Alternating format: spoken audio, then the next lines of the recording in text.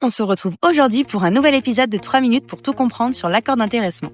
Savez-vous comment mettre en place ce type d'accord dans votre entreprise ? C'est une excellente idée pour motiver vos salariés, partager la réussite de l'entreprise et bénéficier d'avantages fiscaux.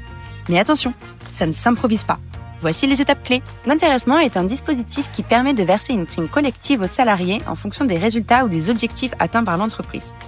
Il ne remplace pas le salaire. C'est un complément facultatif mais très avantageux pour tous. Parce qu'il est exonéré de cotisations sociales dans la limite de 75% du plafond annuel de la sécurité sociale par an et par salarié. Et si le salarié place sa prime sur un plan d'épargne d'entreprise, il peut aussi éviter l'impôt sur le revenu. Toutes les entreprises peuvent mettre en place l'intéressement, quelle que soit leur taille.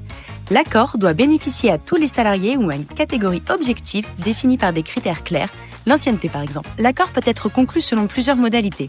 Par négociation avec les syndicats, par ratification à la majorité des 2/3 du personnel, par convocation ou accord collectif de travail ou par accord avec le CSE s'il existe. Il doit obligatoirement être déposé sur la plateforme Téléaccord dans les 15 jours suivant sa signature. Et il prend effet au plus tôt le premier jour du mois suivant ce dépôt. L'accord est conclu pour une durée de 1 à 5 ans renouvelable. Pour être valide, l'accord doit préciser les objectifs ou critères retenus, la formule de calcul de l'intéressement, claire, vérifiable et objective, les modalités de répartition de la prime entre les salariés et les règles de versement. La prime doit être versée au plus tard le dernier jour du 5e mois suivant la clôture de l'exercice. Et surtout, l'accord ne doit jamais remplacer une rémunération existante.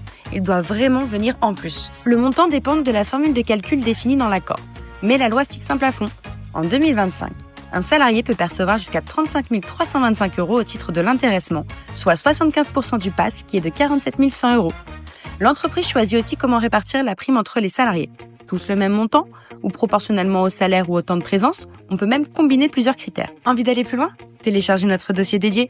Vous y trouverez toutes les infos, à savoir la formule de calcul de la prime d'intéressement, les seuils défectifs obligatoires, les modalités et dates de versement aux salariés. Vous aurez également accès à un modèle de lettre d'information sur le montant de la prime d'intéressement et un modèle d'accord d'intéressement prêt à l'emploi à télécharger. Le lien est en description. À très vite sur www.juritravail.com.